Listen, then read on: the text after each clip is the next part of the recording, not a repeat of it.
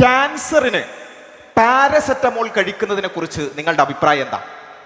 ക്യാൻസറിന് പാരസെറ്റമോൾ കഴിക്കുന്നതിനെ കുറിച്ച് എന്താ അഭിപ്രായം? നമുക്കറിയാം, ക്യാൻസർ എന്ന് പറഞ്ഞാൽ എന്താ? നമ്മുടെ കോശങ്ങളെ അങ്ങേയറ്റം ബാധിക്കുന്ന, നമ്മുടെ ശരീരത്തെ കാർന്ന് തിന്നുന്ന, അത്യന്തം അപകടകരമായ, നമ്മുടെ മരണത്തിലേക്ക് വരെ നമ്മളെ നയിക്കാൻ സാധ്യതയുള്ള ഒരു രോഗമാണ് ക്യാൻസർ എന്ന് പറയുന്നത്. ആ ക്യാൻസറിന് നമ്മൾ ഇരുന്നിട്ട് ഒരു പാരസെറ്റമോൾ കഴിക്കാൻ, അപ്പം എന്ത് ചെയ്തു? നമുക്ക് കുറച്ചു നേരം കുറച്ച് വേദന ഇല്ലാതെ രക്ഷപ്പെട്ടു. എന്നിട്ട് നമ്മൾ പറയാണ്, ഹായ് ഞാൻ എന്ത് ചെയ്തു? ഗുളിക കുടിച്ചു, മരുന്ന് കഴിച്ചു എന്ന് പറഞ്ഞാൽ എന്താ അതിൻ്റെ നമുക്കതിനെ കുറിച്ചുള്ള അഭിപ്രായം എന്താ? അവിടെയാണ് നമ്മൾ പലപ്പോഴും ക്യാൻസറിന് പാരസെറ്റമോൾ കഴിക്കുന്നത് പോലെയാണ് നമ്മളുടെ പല ആളുകളുടെയും പല ഡിസിഷനുകളും എന്ന് നമ്മൾ മനസ്സിലാക്കേണ്ടത്. നമ്മളുടെ ജീവിതത്തെ, നമ്മുടെ സമൂഹത്തെ കാർന്നു തിന്നുന്ന ഒരുപാട് ക്യാൻസറുകളുണ്ട്. അതിന് പലപ്പോഴും വളരെ നൈമിഷികമായ സൊല്യൂഷൻസിലേക്കാണ് നമ്മൾ പോകുന്നത്. കുറച്ച് ഉദാഹരണങ്ങളിലേക്ക് പെട്ടെന്ന് പോയി ഞാൻ അവസാനിപ്പിക്കാം. അല്ലെ, നമ്മൾ പല ആളുകളും വലിയ രൂപത്തിൽ അനുഭവിക്കുന്ന ഒരു ക്യാൻസറാണ്, അല്ലെങ്കിൽ ഒരു പ്രശ്നമാണ് ഡിപ്രഷൻ അല്ലെങ്കിൽ ആങ്സൈറ്റി എന്ന് പറയുന്നത്. അല്ലെ, വലിയ രൂപത്തിലുള്ള പ്രയാസം, മാനസികമായ സമ്മർദ്ദം, വിഷാദം, എന്ത് ചെയ്താലും ഒരു സുഖമില്ലായ്മ, ഒരു സന്തോഷമില്ലായ്മ, ഇതൊക്കെ നമ്മൾ പല ആളുകളും അനുഭവിക്കുന്ന ഒരു കാര്യമാണ്. ആ ക്യാൻസറിന് നമ്മൾ എടുക്കുന്ന പാരസെറ്റമോൾ പലപ്പോഴും എന്താ? ഒന്ന് പാർട്ടി ചെയ്യാ, കുറച്ച് നേരം ഇരുന്നിട്ട് DJ മ്യൂസിക് ഇട്ട് ഒന്ന് തുള്ളിക്കളിച്ചാൽ അതാണ് നമ്മൾ എടുക്കുന്ന ഒരു പാരസെറ്റമോൾ എന്ന് പറയുന്നത്. അതല്ലെങ്കിൽ ഡ്രഗ് യൂസ്, ചില ആളുകൾ എടുക്കുന്ന പാരസെറ്റമോൾ അതാണ്. അല്ലെ, കുറച്ച് നേരത്തേക്ക് ഏതെങ്കിലും ഒരു ഗുളിക കഴിച്ചാൽ അല്ലെങ്കിൽ എന്തെങ്കിലും ഒരു ഇഞ്ചക്ഷൻ എടുത്താൽ നമുക്ക് കിട്ടുന്ന ഒരു അല്പനേരത്തെ ഒരു സുഖം. ഇങ്ങനെയുള്ള ഒരുപാട് സൊല്യൂഷൻസ് ആണ്, പാരസെറ്റമോൾ സൊല്യൂഷൻസ് ആണ് നമ്മൾ യഥാർത്ഥത്തിൽ പല പ്രശ്നങ്ങൾക്കും എടുക്കുന്നത്. എന്നാൽ ഈ പറഞ്ഞ ഡിപ്രഷനും ആങ്സൈറ്റിയും അതുപോലെ തന്നെയുള്ള വിഷാദവും എല്ലാം എടുത്തു നോക്കുകയാണെങ്കിൽ അത് വളരെ വ്യാപ്തിയുള്ള ഒരു വിഷയമാണ്. അല്ലെ, എങ്ങനെയാണ് അത് നമുക്ക് സൊല്യൂഷൻ, നമ്മൾ ആ ഒരു സൊല്യൂഷനിലേക്ക് നമുക്ക് എത്താൻ സാധിക്കുക? Understanding the purpose of life. നിങ്ങൾക്ക് വിഷാദമില്ലാതാകാൻ നിങ്ങൾ എവിടെയെങ്കിലും പോയി 2 മിനിറ്റ് തുള്ളിക്കളിച്ചത് കൊണ്ട് അല്ല, 1 മണിക്കൂർ തുള്ളിക്കളിച്ചത് കൊണ്ട് ഒരു കാര്യവുമില്ല. നിങ്ങൾ എങ്ങനെയാണോ ആ DJ പാർട്ടിയിലേക്ക് പോയത്, അതേപോലെയാണ് നിങ്ങൾ തിരിച്ചു വരാൻ പോകുന്നത്. ആ 1 മണിക്കൂർ നേരത്തേക്ക് ചെറിയൊരു സന്തോഷം ഉണ്ടാവും. നിങ്ങളുടെ പ്രശ്നം പരിഹരിക്കപ്പെടാൻ പോകുന്നില്ല. നിങ്ങൾ എന്തൊരു പ്രശ്നം പരിഹരിക്കാൻ വേണ്ടിയാണോ ഡ്രഗ് ഉപയോഗിച്ചത്, അതിന്റെ 100 ഇരട്ടി പ്രശ്നങ്ങളുമായിട്ടായിരിക്കും നിങ്ങൾ ആ ഡ്രഗ് യൂസുമായി അതിനുശേഷം നിങ്ങൾ ഉണ്ടാവുക. ഒരിക്കലും അത് പരിഹാരങ്ങളല്ല. മറിച്ച് ആ പരിഹാരത്തിലേക്ക് എത്തണമെന്നുണ്ടെങ്കിൽ നമ്മുടെ ജീവിതം എന്താണ് എന്ന് നമ്മൾ തിരിച്ചറിയണം. അതുപോലെ തന്നെ നമുക്ക് ആത്മീയമായ ഉണർവുണ്ടാകുന്ന രൂപത്തിലുള്ള സൊല്യൂഷൻസ് നമ്മൾ തേടണം. അതുപോലെ തന്നെ a world view that includes suffering, discipline and hope. പ്രയാസങ്ങൾ, പ്രതിസന്ധികൾ, അതിനെ വിശദീകരിക്കുന്ന ഒരു ലോകവീക്ഷണം നമുക്കുണ്ടാകണം. നമ്മൾ ഗസയെ കുറിച്ച് കേൾക്കുന്നുണ്ട് അല്ലേ? ഗസയിലുള്ളവർക്ക് എത്രമേൽ വലിയ പരീക്ഷണത്തിലൂടെയാണ് അവർ കടന്നു പോകുന്നത്. എന്നിട്ടും അവർ പറയുന്നത് ഹസ്ബി അല്ലാഹ് എന്നാണ്. ഹസ്ബി അല്ലാഹ്, എനിക്ക് എൻ്റെ അല്ലാഹുണ്ട്. ഗസയിലുള്ളവർക്കുള്ളതിനേക്കാൾ വലിയ എന്ത് പ്രശ്നമാണ് നമുക്ക് ഓരോരുത്തർക്കുള്ളത്? എന്നിട്ട് നമ്മൾ പറയാണ് ഡിപ്രഷനാണ്, ഫീലിംഗ് ഡിപ്രസ്ഡ് സ്റ്റാറ്റസ് ആണ്. അല്ലേ, നമ്മൾ മനസ്സിലാക്കേണ്ടതുണ്ട് ഇതിനുള്ള പരിഹാരം നമ്മുടെ ജീവിതത്തെ അറിയുക എന്നുള്ളതാണ്, ജീവിതത്തിന്റെ ലക്ഷ്യം അറിയുക എന്നുള്ളതാണ്. അതിനനുസരിച്ചുള്ള ഒരു ലോകവീക്ഷണം, ഇസ്ലാം ആ സൊല്യൂഷനിലേക്ക് കടക്കുക എന്നതാണ്. മറ്റൊരു ക്യാൻസറിലേക്ക് നമുക്ക് പോകാം, മറ്റൊരു പ്രശ്നത്തിലേക്ക് നമുക്ക് പോകാം. Domestic abuse in marriages. അല്ലെ, പലപ്പോഴും നമ്മൾ പറയുന്ന ഒരു കാര്യമാണ് കല്യാണം കഴിക്കുക എന്ന് പറഞ്ഞാൽ. കല്യാണത്തിൽ ഒരുപാട് ഗാർഹിക പീഡനങ്ങൾ ഉണ്ടാകും, അമ്മായിയമ്മ പോരുണ്ടാകും, അതുപോലുള്ള ഒരുപാട് പ്രശ്നങ്ങൾ കല്യാണവുമായി ബന്ധപ്പെട്ടുകൊണ്ട് യുവാക്കളാകട്ടെ യുവതികളാകട്ടെ നമ്മൾ പലപ്പോഴും പറയാറുണ്ട്. അതിനുള്ള പാരസെറ്റമോൾ നമ്മൾ പറയുന്നത് എന്താ? പലപ്പോഴും സ്റ്റാറ്റസ് ഒക്കെ ഇടുന്നതാണ്. അല്ലെ, BGM ഒക്കെ ഇട്ട് സ്റ്റാറ്റസ് എടുത്തു, എന്താ കല്യാണം വേണ്ട, അത്തരത്തിലുള്ള ഒരു കമ്മിറ്റഡ് റിലേഷൻഷിപ്പ് വേണ്ട, നമുക്ക് പ്രണയിച്ച് നടക്കാം, ഫ്രീ സെക്സ് ആകാം, അതുപോലെ തന്നെ ലിവിങ് ടുഗദർ ആകാം. ഇങ്ങനെയൊക്കെയുള്ള കുറച്ച് പാരസെറ്റമോളുകളാണ് നമ്മൾ പലപ്പോഴും പറയുന്നത്. പക്ഷേ എന്താ സംഭവിക്കാറുള്ളത്? ഇങ്ങനെയുള്ള സൊല്യൂഷൻസിലേക്ക് നമ്മൾ പോകുമ്പോൾ അവസാനം സംഭവിക്കുന്നതെന്ന് ചോദിച്ചാൽ, ഈ കല്യാണത്തിലുള്ളവരുള്ളതിനേക്കാൾ കൂടുതൽ ഡിപ്രഷൻ ഇത്തരത്തിലുള്ള ബന്ധങ്ങളിലുള്ളവർക്കാണ് എന്നുള്ളതാണ് ശാസ്ത്രീയമായ പഠനങ്ങൾ പറയുന്നത്. അതും ഒരു പാരസെറ്റമോളാണ്. എന്താണ് അതിനുള്ള പരിഹാരം? ഖുർആൻ പറഞ്ഞതുപോലെ ഹുന്ന ലിബാസുൽ ലക്കും വഅൻതും ലിബാസുൽ ലഹുന്ന. അല്ലെ, അവൾ നിന്റെയും നിങ്ങൾ അവരുടെയും വസ്ത്രം പോലെ, ഒരു കോംപ്ലിമെന്റാരിറ്റിയിൽ അധിഷ്ഠിതമായി കൊണ്ട് അങ്ങോട്ടും ഇങ്ങോട്ടും സ്നേഹിച്ച് ഒരു കമ്മിറ്റഡ് റിലേഷൻഷിപ്പ്, ഒരു വിവാഹം, നിക്കാഹ് ഉണ്ടാവുക എന്നുള്ളതാണ് അതിന്റെ ആത്യന്തികമായ ഒരു സൊല്യൂഷൻ. ഗാർഹിക പീഡനങ്ങളുണ്ട്, യാതൊരു സംശയമില്ല. പക്ഷെ അതിന്റെ പാരസെറ്റമോൾ എടുത്തുകൊണ്ട് കല്യാണം വേണ്ട എന്ന് പറയാനല്ല, മറിച്ച് വിവാഹത്തെക്കുറിച്ച് കൃത്യമായ കൺസെപ്റ്റുകൾ ഉണ്ടാക്കുക, ഇസ്ലാമികമായ വിവാഹങ്ങൾ ഉണ്ടാവുക എന്നുള്ളതാണ് അതിന്റെ പരിഹാരം. വേറൊരു ക്യാൻസർ എന്താ? ജെൻഡർ റോൾസുമായി ബന്ധപ്പെട്ടുകൊണ്ടാണ്. നമ്മുടെ സൊസൈറ്റിയിൽ സ്ത്രീകൾ വലിയ രൂപത്തിൽ പീഡിപ്പിക്കപ്പെടുന്നു, സ്ത്രീകൾക്ക് പല അവസരങ്ങളും നിഷേധിക്കപ്പെടുന്നു. നമ്മൾ പലപ്പോഴും പറയുന്ന ഒരു കാര്യമാണ്. എന്നിട്ടോ അതിന് നമ്മൾ എടുക്കുന്ന പാരസെറ്റമോൾ എന്താ? അതിന് നമ്മൾ എടുക്കുന്ന paracetamol erase all gender roles, അല്ലെ? എല്ലാ ജെൻഡർ റോളുകളും ഇല്ലാതാക്കുക, ആണും പെണ്ണും എല്ലാ നിലക്കും തുല്യരാണെന്ന് പറയുക. നമ്മൾ വിചാരിക്കെന്താ, തുല്യത എന്ന് പറഞ്ഞാൽ പ്രശ്നം പരിഹരിക്കപ്പെടുന്നതാണ്. പക്ഷേ പരിഹരിക്കപ്പെടുന്നുണ്ടോ? ഇക്വാളിറ്റി ഇൻഡെക്സിൽ ഏറ്റവും മുന്നിലുള്ള രാജ്യങ്ങളിൽ പോലും സ്ത്രീകൾ അങ്ങേയറ്റം ഡിപ്രസ്ഡ് ആണ്. നിങ്ങൾ മനസ്സിലാക്കണം, യൂറോപ്യൻ രാജ്യങ്ങൾ ഇക്വാളിറ്റിയുടെ, തുല്യതയുടെ, സമത്വത്തിന്റെ പേരിൽ അങ്ങേയറ്റം ആ ഇൻഡെക്സുകളെ ഏറ്റവും മുന്നിൽ വന്ന രാജ്യങ്ങൾ പോലും അവിടെ ഉള്ള സ്ത്രീകൾ ഡിപ്രസ്ഡ് ആണ് എന്നുള്ള സ്റ്റാറ്റിസ്റ്റിക്സ് നമുക്ക് കാണാൻ സാധിക്കും. അപ്പോ അതിനുള്ള പരിഹാരം എന്ന് പറഞ്ഞാൽ ജെൻഡർ റോൾസേ വേണ്ട, ആണും പെണ്ണും എല്ലാ നിലക്കും തുല്യരാണ് എന്ന് പറയുകയല്ല, മറിച്ച് respect complementarity, not just equality. കോംപ്ലിമെന്റാരിറ്റിയെ റെസ്പെക്ട് ചെയ്യുക എന്നുള്ളതാണ്. ആണ് ആണാണ്, ആണിന് ആണിന്റെ പ്രകൃതമുണ്ട്, പെണ്ണ് പെണ്ണാണ്, പെണ്ണിന് പെണ്ണിന്റെ പ്രകൃതമുണ്ട്. വാല്യൂയിൽ എല്ലാവരും ഈക്വൽ, അള്ളാഹുവിന്റെ സൃഷ്ടികൾ എന്ന നിലക്ക് ആണും പെണ്ണും അള്ളാഹുവിന്റെ മുന്നിൽ സമന്മാരാണ്. എന്നാൽ സൃഷ്ടിപ്പിൽ ചില വ്യത്യാസങ്ങളുണ്ട്. ചില കാര്യങ്ങളിൽ ആണിന് പെണ്ണിനേക്കാൾ ചില കഴിവുകൾ കൂടുതലുണ്ട്, ചില കാര്യങ്ങളിൽ പെണ്ണിന് ആണിനേക്കാൾ ചില കഴിവുകൾ കൂടുതലുണ്ട്.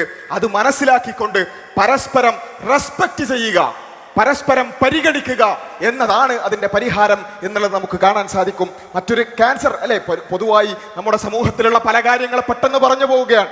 പോവർട്ടി അല്ലെ, ദാരിദ്ര്യം എന്നുള്ള ഒരു വലിയൊരു പ്രശ്നം നമ്മൾ അനുഭവിക്കുന്നുണ്ട്. നമ്മളൊക്കെ ഒരുപക്ഷെ നേരിട്ട് അനുഭവിച്ചിട്ടില്ലെങ്കിലും നമ്മുടെ സമൂഹത്തിൽ, നമ്മുടെ രാജ്യത്തിൽ, നമ്മുടെ ലോകത്ത് ഒരുപാട് ആളുകൾ അരപ്പട്ടിണിയും മുഴിപ്പട്ടിണിയുമായി ജീവിച്ചുകൊണ്ടിരിക്കുന്നുണ്ട്.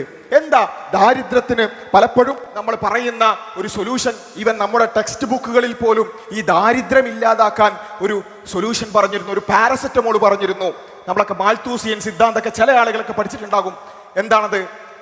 പോപ്പുലേഷൻ കൺട്രോൾ ചെയ്യുക, കൂടുതൽ ആളുകൾ വേണ്ട, കൂടുതൽ പ്രസവിക്കണ്ട, അങ്ങനെയാണെങ്കിൽ പോവർട്ടി ഇല്ലാതാകും. എത്രമാത്രം വലിയ അബദ്ധജടിലമായ ഒരു സൊല്യൂഷൻ ആയിരുന്നു, പാരസെറ്റമോൾ ആയിരുന്നു അത് എന്ന് ഇന്ന് നമ്മൾ തിരിച്ചറിഞ്ഞുകൊണ്ടിരിക്കുകയാണ്. ജനന നിയന്ത്രണം നടപ്പിലാക്കിയ രാജ്യങ്ങൾ ഇന്ന് തിരിഞ്ഞു നടന്നുകൊണ്ടിരിക്കുകയാണ്. അപ്പോ അവിടെ ആ ദാരിദ്ര്യം ഇല്ലാതാക്കുക എന്നുള്ളതിനുള്ള യഥാർത്ഥ സൊല്യൂഷൻ എന്താ? അവിടെയാണ് സകാത്ത് എന്നുള്ളത് വളരെ പ്രസക്തമായി വരുന്നത്.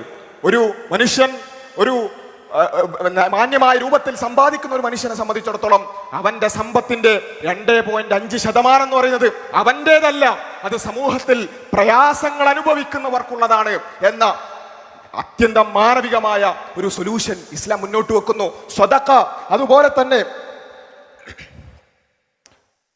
വാല്യൂ എഡ്യൂക്കേഷൻ അല്ലെ, നിങ്ങൾ പ്രയാസം അനുഭവിക്കുന്ന ആളുകൾക്ക് അവർക്ക് എല്ലാ നിലക്കും താങ്ങാവണം, തളരാവണം എന്ന വാല്യൂ എഡ്യൂക്കേഷൻ. അതുപോലെ തന്നെ ഇസ്ലാം ഏറ്റവും പ്രധാനമായി സാമ്പത്തിക രംഗത്ത് മുന്നോട്ട് വെക്കുന്ന ഒരു സൊല്യൂഷനാണ് പ്രൊമോട്ട് ക്യാഷ്. നിങ്ങൾ പിടിച്ചു വെക്കരുത്, പണം പിടിച്ചു വെക്കരുത്, അത് സമൂഹത്തിൽ ഒഴുകാൻ സമ്മതിക്കണം. അതുപോലെ തന്നെ എൻകറേജ് പ്രൊഡക്ടിവിറ്റി ഉണ്ടാകണം. പലിശ പോലെയുള്ള പ്രൊഡക്ടിവിറ്റി ഇല്ലാതാക്കുന്ന കാര്യങ്ങളെ നിഷേധിച്ചുകൊണ്ട്, അത് നിരോധിച്ചുകൊണ്ട് പ്രൊഡക്ടിവിറ്റിയെ ഇസ്ലാം എൻകറേജ് ചെയ്തു. ഇങ്ങനെയുള്ള എല്ലാ നിലക്കും എല്ലാ കാര്യങ്ങളെയും എല്ലാ തലങ്ങളെയും സ്പർശിച്ചുകൊണ്ടുള്ള പരിഹാരങ്ങളാണ് ഇസ്ലാം മുന്നോട്ട് വെക്കുന്നത്. ഈ ഒറ്റ കാര്യം, ഈ ദാരിദ്ര്യമുള്ള എന്നുള്ളതിന്റെ സൊല്യൂഷനായി സകാത്ത് എന്ന ഇസ്ലാമിന്റെ ഒറ്റ പോയിന്റ് മാത്രം നമുക്ക് ജസ്റ്റ് ഒന്ന് ഒരു കാൽക്കുലേറ്റ് ചെയ്ത് നോക്കാം. നമ്മളെല്ലാവരും ഇപ്പൊ ചാറ്റ് GPT ഒക്കെ ഉപയോഗിക്കുന്നതാണല്ലോ, അതാണല്ലോ ഇപ്പൊ ഫാഷൻ. നമുക്ക് ചാറ്റ് GPTയോട് ഒരു ചോദ്യം ചോദിക്കാം. What is the total net worth of worlds most richest 100 people? ലോകത്തുള്ള ഏറ്റവും ധനാഢ്യരായിട്ടുള്ള 100 ആളുകളുടെ ടോട്ടൽ നെറ്റ് വർത്ത് എത്രയാണ് എന്നുള്ളതാണ് ചോദിച്ചിട്ടുള്ളത്. ഏകദേശം 5 ട്രില്യൺ ആണ് അതിന്റെ ഉത്തരമായി ചാറ്റ് GPT പറഞ്ഞത്. മൊത്തം ആളുകൾ എടുത്തിട്ടില്ല കേട്ടോ, ആകെ 100 ആളുകളെ എടുത്തിട്ടുള്ളൂ. ഇനി അടുത്തതായി നമ്മൾ ചാറ്റ് GPTയോട് ചോദിക്കാൻ പോകുന്നത്, അടുത്തത് നമ്മൾ ചോദിക്കുന്നു, calculate the 2.5% of this amount. ഈ പറഞ്ഞ എമൗണ്ടിന്റെ 2.5% എന്ന് വെച്ചാൽ സക്കാത്ത് കൊടുക്കുകയാണെങ്കിൽ, ഈ പറഞ്ഞ ആകെ 100 ആളുകൾ സക്കാത്ത് കൊടുക്കുകയാണെങ്കിൽ എത്ര ഉണ്ടാകും? കാൽക്കുലേറ്റ് ചെയ്ത് തന്നിട്ടുണ്ട്. $125 ബില്യൺ. $125 ബില്യൺ. ഇനി ChatGPT-നോട് ഒരു ചോദ്യം കൂടി ചോദിച്ച് നമുക്ക് അവസാനിപ്പിക്കാം. എന്താണ് ChatGPT-യുടെ ചോദ്യം? How much amount is needed to erase global poverty? Global poverty ഇല്ലാതാക്കാൻ എത്ര പണം വേണം? ChatGPT പറയുന്നു, ഒറ്റ തവണയായിട്ടാണെങ്കിൽ 95 ബില്യൺ ആണ് ലോകത്തുള്ള മുഴുവൻ പോവർട്ടി ഇല്ലാതാക്കാൻ വേണ്ടത്. വെറും 100 ആളുകൾ ഇസ്ലാം പറഞ്ഞ പരിഹാരം എങ്ങാനും നെഞ്ചേറ്റിയിരുന്നെങ്കിൽ ഒരൊറ്റ മനുഷ്യൻ പോലും പട്ടിണി കിടക്കില്ലായിരുന്നു. ഞാൻ പറയുന്നത് ഇസ്ലാം പോവർട്ടിയുമായി ബന്ധപ്പെട്ടുകൊണ്ട് എല്ലാ കാര്യങ്ങളെയും പരിഗണിച്ചുകൊണ്ടല്ല, ഒറ്റ കാര്യം അത് തന്നെ 100 ആളുകൾ നടപ്പിലാക്കിയിരുന്നെങ്കിൽ ഈ പ്രശ്നം തന്നെ ഉണ്ടാവുമായിരുന്നില്ല എന്നാണ്. അതാണ് നമ്മൾക്ക് ചരിത്രത്തിൽ കാണാൻ സാധിക്കുന്നത്.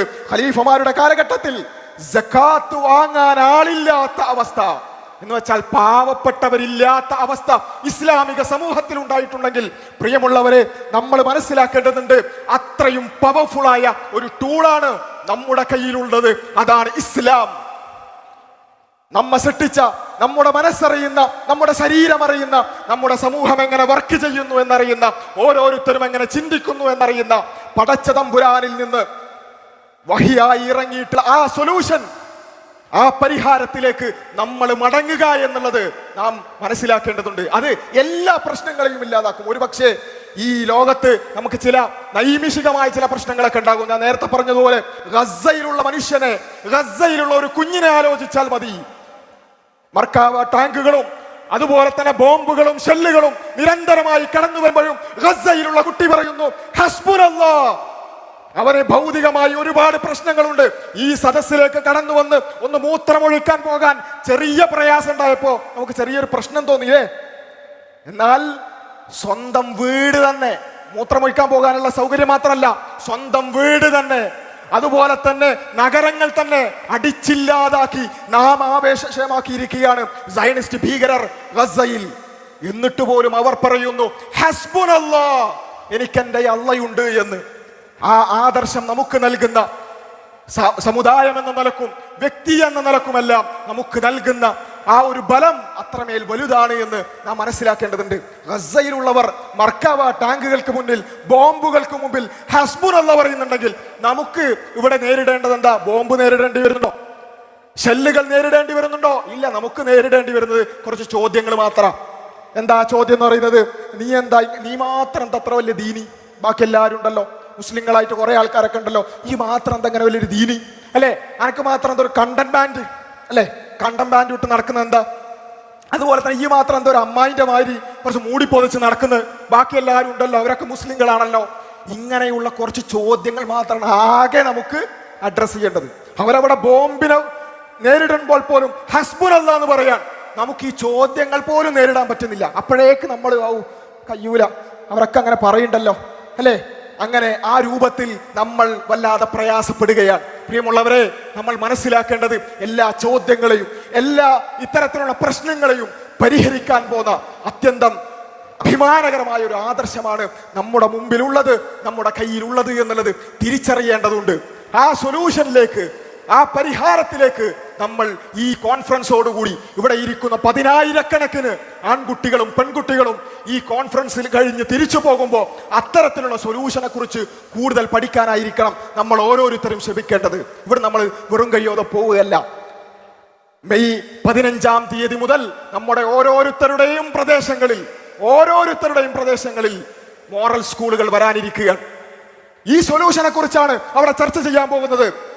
ഇവിടെ കേട്ട് കുറച്ച് കാര്യങ്ങൾ കേട്ട് ആഹാ അടിപൊളി, കുറെ ആളുകളുണ്ട്, നല്ല സമ്മേളനമായിരുന്നു എന്ന് പറഞ്ഞ് തിരിച്ചു പോകാനല്ല, മറിച്ച് അത്തരം സൊല്യൂഷനെ കുറിച്ചുള്ള, ഇസ്ലാമിനെ കുറിച്ചുള്ള പഠനങ്ങളിലേക്ക് കൂടുതൽ നമുക്ക് പോകേണ്ടതുണ്ട്. ഇൻഷാ അല്ലാഹ് മെയ് 15 മുതൽ നമ്മൾ ഓരോരുത്തരുടെയും അടുത്തുള്ള മോറൽ സ്കൂളിൽ ഞാനുണ്ടാകും എന്ന് തീരുമാനിച്ചുകൊണ്ടായിരിക്കണം നമ്മൾ ഇവിടുന്ന് പോകേണ്ടത്. അതിൻ്റെ കേവലം അവിടെ പോയി പഠിക്കുക തിരിച്ചു വരിക എന്നല്ല, അതിൻ്റെ സംഘാടകരായിരിക്കും നമ്മൾ എന്ന പ്രതിജ്ഞയോടുകൂടിയായിരിക്കണം ഇവിടെ നമ്മൾ തിരിച്ചു പോകേണ്ടത്. ആ നിലക്ക് ദൈവത്തിൻ്റെ ദൈവികമായ ആ സൊല്യൂഷൻ അത് മുറുകെ പിടിച്ചുകൊണ്ട് ജീവിച്ചാൽ, ഇന്നല്ലദീന ഖാലു റബ്ബുനല്ലാഹ്, ഞങ്ങളുടെ റബ്ബ് അല്ലാഹു ആണ് എന്ന് പറയുകയും സുമ്മസ്തഖാമു, അതിൽ അടിയുറച്ചുകൊണ്ട് ഇസ്തിഖാമത്തോടു കൂടി നിൽക്കുന്നവർ, തതനസ്സലു അലൈഹിമുൽ മലായിക, അവരിലേക്ക് നാം നമ്മുടെ മലക്കുകളെ സന്തോഷ വാർത്തയുമായി അയക്കും. അല്ലാ തഖാഫു, ഒരു ഭയവും വേണ്ട, വലാ തഹ്സനു, ഒരു വ്യസനവും വേണ്ട, വഅബ്ശിറു ബിൽ ജന്നത്തില്ലതി കുൻതും തുഅദൂൻ, നിങ്ങൾക്ക് സന്തോഷ വാർത്തയായി അറിയിക്കപ്പെട്ട ആ സ്വർഗത്തിലേക്ക് നിങ്ങൾ പ്രവേശിച്ചോളൂ എന്നുള്ള സന്തോഷ വാർത്ത കിട്ടും. അതിന് വേണ്ടത് റബ്ബുനല്ലാഹ് എന്ന് പറയുക എന്നതാണ്. ഇസ്ലാം എന്ന പരിഹാരത്തിലേക്ക് തിരിച്ചു നടക്കുക എന്നുള്ളതാണ്. ലോകം അതിലേക്ക് തിരിച്ചു നടന്നുകൊണ്ടിരിക്കുകയാണ്. ഇസ്ലാം പറഞ്ഞ പരിഹാരങ്ങളിലേക്ക് യു ടേൺ അടിച്ചുകൊണ്ടിരിക്കുകയാണ് ലോകം. അത് നിങ്ങൾക്ക് കാണാം. അസ്സലാമു അലൈക്കും വറഹ്മത്തുള്ളാഹി.